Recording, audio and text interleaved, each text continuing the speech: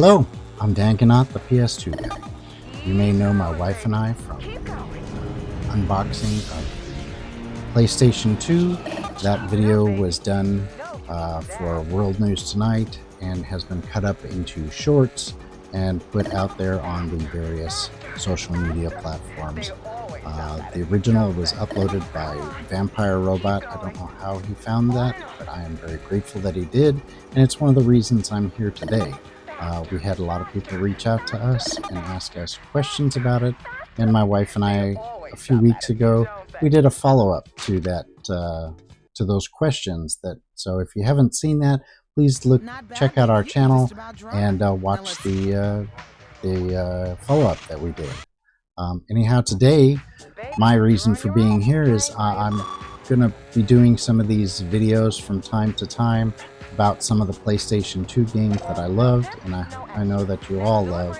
Today I'm talking about Smuggler's Run because it was the first game that I put into the PlayStation 2, and I've had some questions and some criticism and some people just wondering, why did I choose Smuggler's Run? Well, the main reason for me was back then I had been seeing it in magazines, and to me, I think it was actually the first open world racing game. I cannot think of any other open world racing games from the time. If I'm wrong on that, please someone leave a comment and correct me. But it's certainly, if there were any open world racing games back then, they didn't have the draw distance that this game had. I mean, it was just spectacular, and today it's still fairly impressive. Other systems of the time had nothing like it. Not even the Dreamcast, which was also an amazing machine and very powerful, but I don't think the Dreamcast ever had anything that rivaled Smuggler's Run as far as draw distance. Smuggler's Run was also a very successful game for Sony. One of the things that it did was it achieved the greatest hit status in 2003, had some amazing gameplay, and it had a really good multiplayer aspect to it. It was produced by, Rockstar Games and Angel Studios. One of the other games from that pair was Midnight Club Street Racing. That was another open world release game. Kind of seeing a bit of a pattern here with them. And of course, you all know that they did go on to make some other rather famous games. One of the cool things that I thought at the time was, and I'm going to have to try this now because I haven't seen it in years. I haven't played this game since, oh gosh, it's been at least 20 years since I've played this game. So if my gameplay is pretty bad, I'm sorry. It's also hard to talk and play the game at the same time. So, yeah, back to Midnight Club. There was a kind of a cool feature that if you had both games and you did a little save of your Midnight Club game on the same memory card, you could unlock a Doom car in Smuggler's Run, which was really cool for the time. I think that's about the only Easter egg that I can think of that was actually in the game. Anyhow, sorry again. I apologize. It's hard to play and talk at the same time. I tend to lose track of what I'm doing. Smuggler's Run was a partnership between Angel Studios and Rockstar. Both had large open worlds, like I said before, and they both had ran on the same physics engine, which at the time was pretty robust. Nothing like the stuff we have today, but it was fairly impressive for the time. Angel Studios, interestingly enough, was founded in 1984, but not as a video game company. They were focusing on animation and visual effects for TV and film. They pivoted to video games. I believe it was in the late 1990s, of course, because The PS2 was released on October 26, 2000, and this was one of their. This was one of the. Sorry, it was one of the release games. I think prior to that, though, on the PC, they had produced a game called, what was that called? Midtown Madness. Yeah, that's what it was, Midtown Madness. The successful partnership between Angel Studios and Rockstar 2 years later led to Angel Studios being acquired by Rockstar. I think that was in November of 2002. They purchased Angel Studios for $27.3 million, I believe.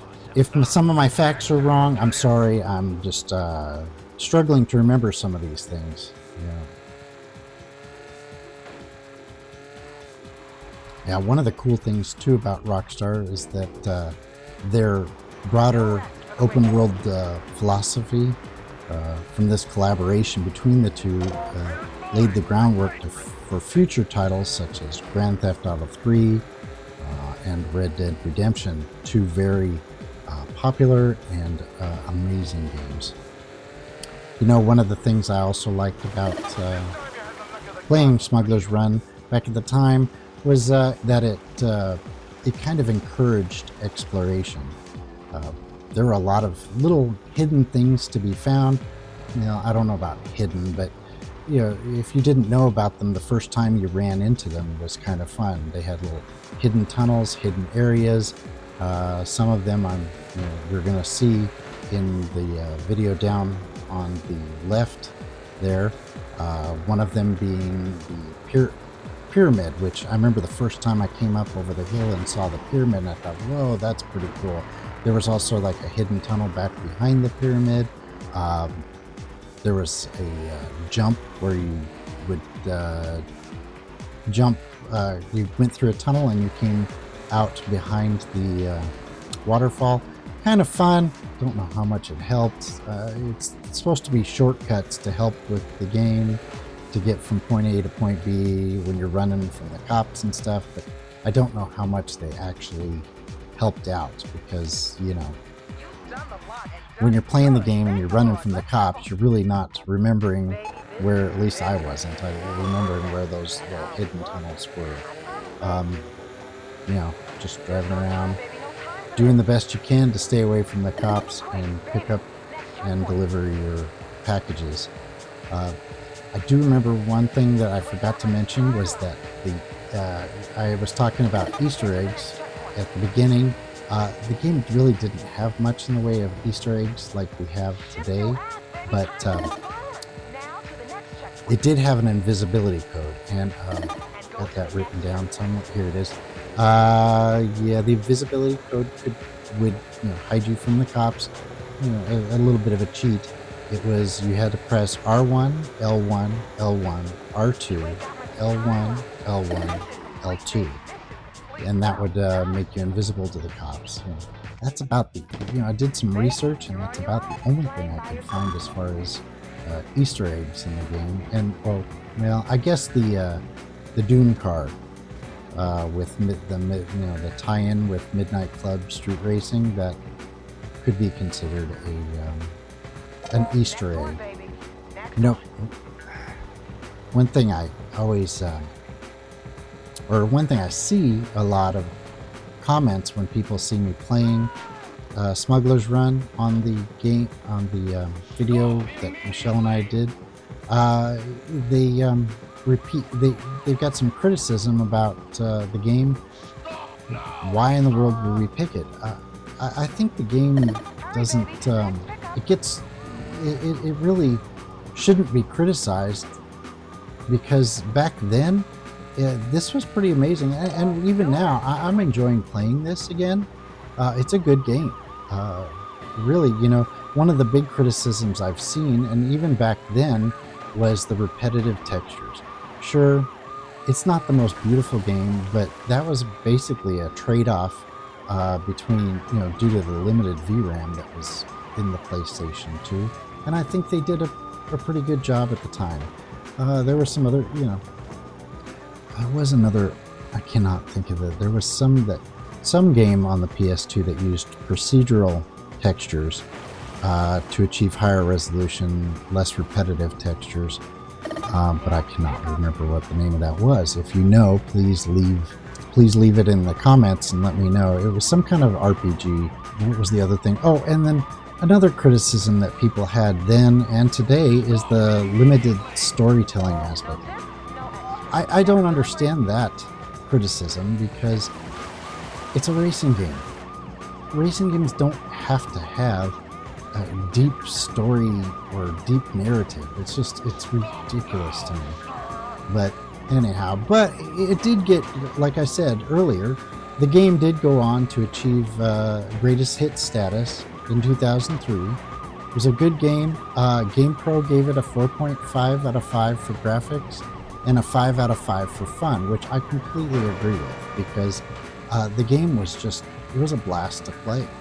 There, especially multiplayer.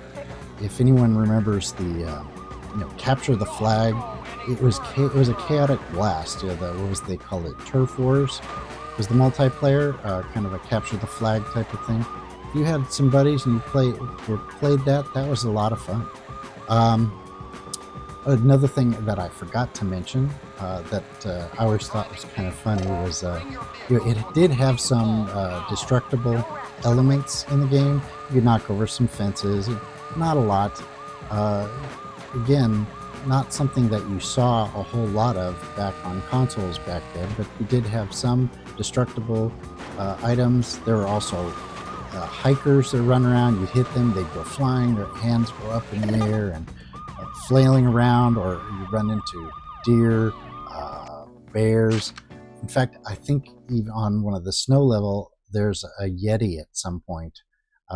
Again, I'm not 100% positive of that, and I'm going to just play the game for a while. If I do find the Yeti, I'm going to record it and I'm going to put it up on a short. But I'm almost 100% positive I do remember running into a Yeti running around on that ice world or snow world part of the game.